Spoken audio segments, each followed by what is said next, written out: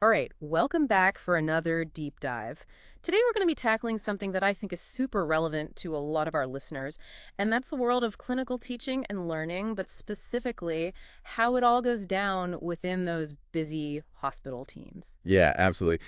It's kind of like, we talk a lot about medical education, but what's really going on in those day-to-day interactions, we're lucky to have a really cool study for this deep dive, and I took a really in-depth look at this. Yeah, this is not your typical survey study. No, no, not at all.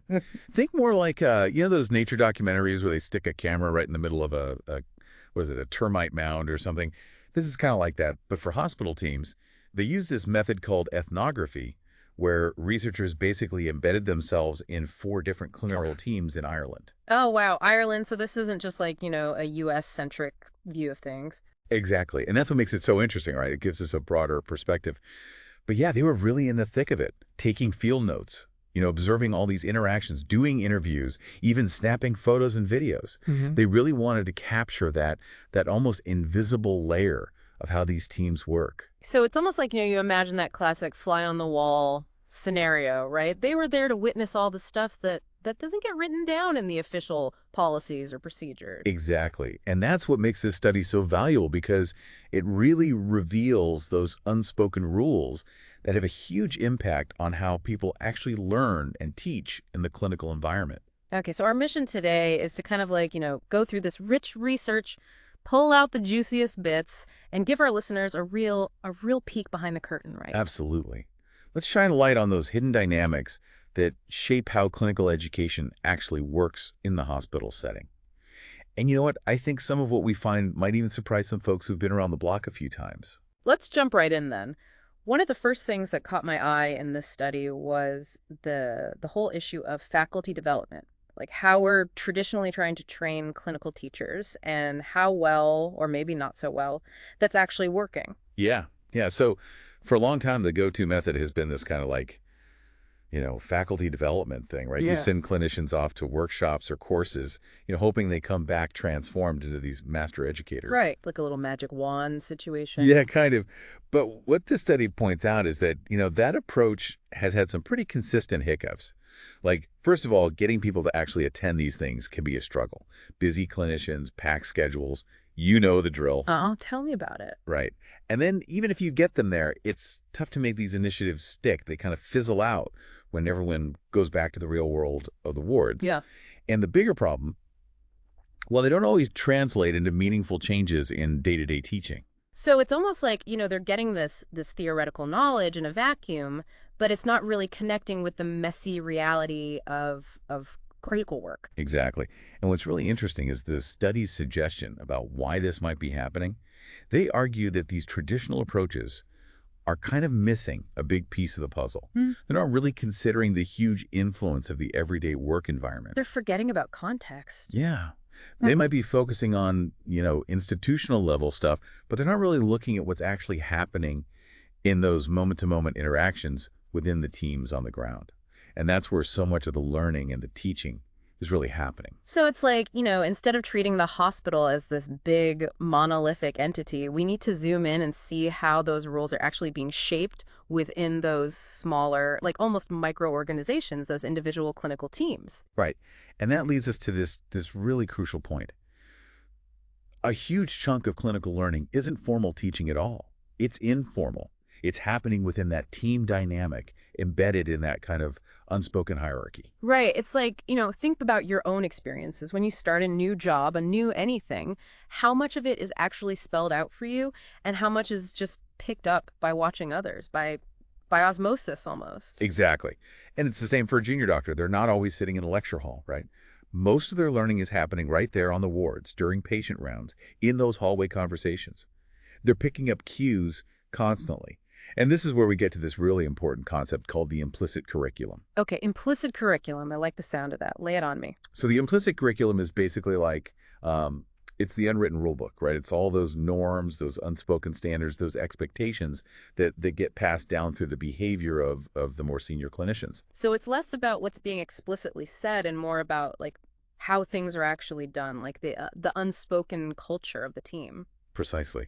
So the trainees are constantly watching their senior doctors, how they interact with patients, with each other, how they make decisions, how they handle those tricky situations. They're trying to figure out what it really means to be a doctor, not just in a textbook sense, but in the actual day-to-day practice of that particular team. It's like, trying to crack the code, figure out the secret handshake. Yeah, kind of. And here's the thing. This kind of learning, because it's so subtle, it's really hard to capture with those traditional research methods like surveys. People might not even be consciously aware of it. So they might say, oh yeah, I learned X, Y, and Z, but they're missing this whole other layer of what they absorbed just by being there, by observing. Exactly. And that's why observational studies like this one we're talking about are so powerful, right? They can actually shine a light on those hidden dynamics that would otherwise be totally missed. Okay, so we're talking about unspoken rules, behaviors, like how do these interactions actually play out? I noticed the researchers use this interesting lens to view it all. They call it the dramaturgical perspective. Ah, yes. So this idea comes from the work of sociologist Irving Goffman. Basically, he argues that all social interactions are kind of like performances. And that's especially true in a setting like a hospital. So we're all just actors on a stage then? In a way, yes. But it's not necessarily a bad thing. It just means that everyone is very conscious of the impression they're making on others. And they're trying to manage that impression. They want to present themselves in a certain light as competent, capable, a valuable member of the team. Okay, so it's kind of like, everyone's got a role to play and they're trying to play it well. Exactly. And Goffman also talked about this concept of face work, which is basically the effort people put into maintaining a positive social image, both for themselves and for others, like, smoothing over awkward moments, avoiding embarrassment, making sure the interaction runs smoothly. Okay, so it's like everyone's kind of collaborating to make sure the play goes on without a hitch. Precisely. Now, what the study points out is that clinical teams are interesting because they have this dual performance going on. On the one hand, they're performing clinical care for the patients. That's the obvious one. But underneath that, there's also this performance of clinical education happening. So it's like there's a show within a show. Exactly.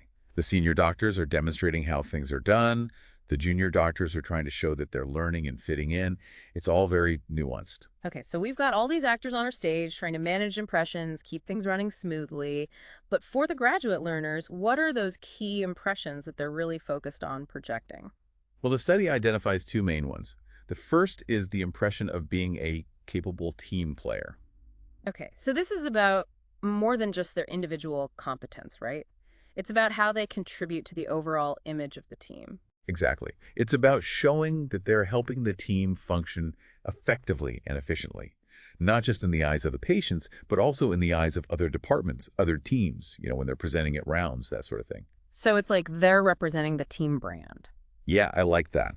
And the study is a really good example of this. They talk about this intern who's learning how to navigate the system to get a radiology scan for their patient.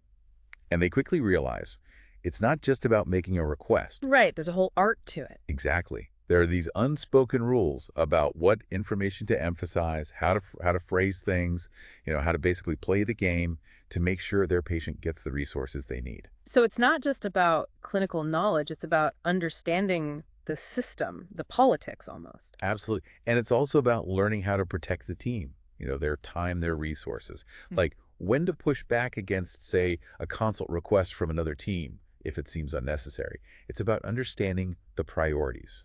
Okay, so that's capable team player. What's the other key impression they're working on? The other one is capable team member. And this one is more about aligning with the specific expectations of the lead clinicians within their own team, their consultants. Okay, so now we're talking about like fitting into the specific microculture of that particular team. Exactly. And the study points out how quickly those expectations can change. Like they have this example where a new consultant comes in to lead the ward round, and suddenly the whole dynamic shifts. The pace is faster, the level of knowledge that's assumed is higher, there's less hand-holding. Oh, wow. So it's like they have to adjust to a whole new set of unspoken rules overnight. Yeah, basically. And what's interesting is that the junior doctor in this example actually saw this as a good thing. They said it pushed them to learn more, to up their game, so they're really attuned to those expectations. Okay, so let's dig into those expectations a bit more. What are those consultants, those lead clinicians, really looking for in their team members? So the study breaks it down into three key domains. The first is what they call cognitive capability. Now, this isn't just about being smart. It's more about demonstrating a really good grasp of the details of each patient's case. So having a good memory, being able to recall information quickly. Exactly. And being able to distinguish between similar presentations, anticipating what information might be needed next. It's that ability to think ahead, to be one step ahead of the game. Yeah. And they have this quote from a consultant who talks about the need for efficiency during ward rounds. Like they expect you to know the key details off the top of your head. Okay, so no time for like frantically flipping through the chart. Nope. They want to know, what's the CRP, what's the latest blood gas, you got to be on top of it. All right, so that's cognitive capability. What's next? The second one is narrative capability. This is about how you communicate clinical information. So giving clear, concise presentations, explaining things in a way that makes sense. Exactly. And it's not just about reciting facts. It's about framing the case, presenting a clear management plan, showing that you've thought things through. So it's about demonstrating clinical reasoning, that decision-making process. Exactly. And they have this really interesting quote from a senior registrar who says that, the way a trainee presents a case can actually influence what level of surgical procedures they'll be allowed to do. Oh, wow. So it's not just about, ticking boxes on a checklist. It's about showing that you have that common sense, that cop on, as they say in Ireland. Exactly. And then the third domain is interpersonal capability. Okay, so now we're talking about those soft skills, how you interact with others. Right. So this is about showing enthusiasm for being eager to get involved. Like demonstrating that you actually want to be there, that you're not just going through the motions. Yeah. And it's also about knowing your place within the team, when to speak up, when to ask questions, when to just listen and observe. It's like reading the room, understanding the dynamics. Exactly. And they have this great quote from a consultant who says that, trainees really need to be proactive, to put themselves forward, to ask to do procedures. Otherwise, they'll just end up assisting, watching from the sidelines. So it's about taking initiative, showing that you're engaged. Exactly. Okay, so we've talked about what the consultants are looking for. Now let's flip it around and look at how the junior doctors are actually navigating this environment. How are they trying to meet those expectations to create that impression of being a capable team member? Right, because it's not like they're getting a handbook that spells it all out, right? No, not at all. A lot of it is about observation, about figuring out the unwritten rules. Mm. And the study calls this process pattern recognition. So they're constantly watching, trying to figure out what works, what gets them noticed in a good way. Exactly. And they give some really cool examples of this. Like, one thing junior doctors do is they try to anticipate what needs to be done before being explicitly told. So like thinking ahead, figuring out what the next step might be. Yeah. Like, do we need to get social work involved? Should we order a certain test? They're trying to show that they're thinking ahead. And it's not just about being helpful, right? It's about showing initiative, demonstrating competence. Exactly. And that can lead to more autonomy, more responsibility. The consultants are more likely to trust them with more complex tasks if they see they can handle it. Okay, what are some other ways they're trying to crack the code? Well, another thing they do is really focus on how they present cases. So it's not just about the content, it's about the delivery. Exactly. They're really paying attention to how the senior doctors frame their presentations, how they structure the information. So they're learning to tell the story of the patient in a way that makes sense to the team. Right. And one intern even said that, a good presentation shows that you're assertive, that you have a management plan. It shows you're on top of things. So it's about projecting confidence, even if you're feeling a bit unsure inside. Absolutely. And then there's this whole other aspect of trying to appear in the know. Like, you understand what's going on, even if you don't necessarily get all the details. It's like faking it till you make it, in a way. Yeah, kind of. But it's also about not wanting to appear incompetent, especially in front of the senior doctors. So there's this pressure to not ask too many questions, to just figure things out on your own. Exactly. And the study gives this really interesting example where a nephrology consult is requested without any explanation, and the junior doctors are expected to just know why. One intern even admitted that he often had to read the whole chart just to try and figure out the rationale behind certain decisions. Because asking would be like admitting they don't know, which is not a good look. Right. And that brings us to this whole dynamic of what the study calls the collusion of face work. Okay, collusion of face work, that sounds juicy. Break it down for me. So this is basically about how both the senior and junior doctors are actively engaged in this unspoken agreement to maintain each other's face, to protect each other from embarrassment. So it's like they're both playing the game, trying to keep the whole performance running smoothly. Exactly. And this manifests in all sorts of ways, like the junior doctors are hesitant to ask questions, even if they really need clarification. Because they don't want to look stupid in front of the bigwigs. Right.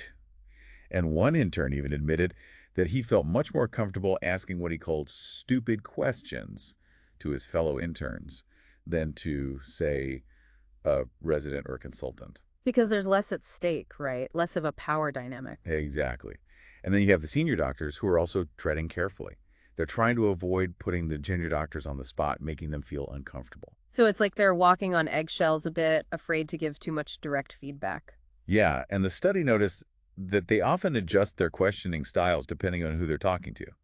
Like they'll be more direct and challenging with medical students who are expected to still be learning the basics. Mm.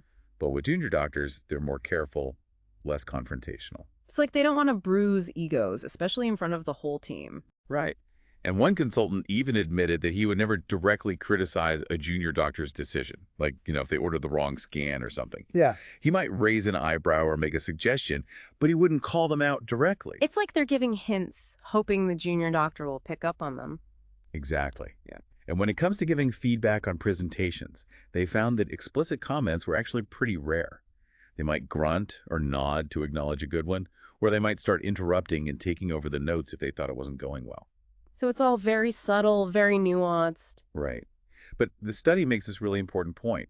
This whole focus on maintaining face, while it might keep things running smoothly on the surface, can actually hinder learning. Because if you're not getting clear feedback, how do you know what to improve? Exactly.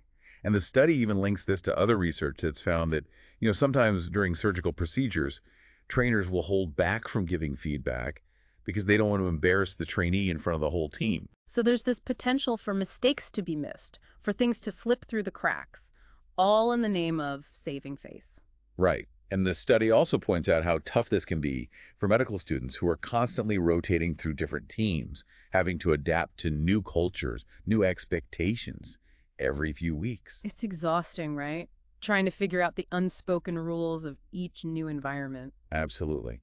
And perhaps the most worrying thing is that this whole culture of, faking it till you make it can have serious consequences for patient safety. Because if people are afraid to admit they don't know something, to ask for help, then mistakes can happen. Exactly.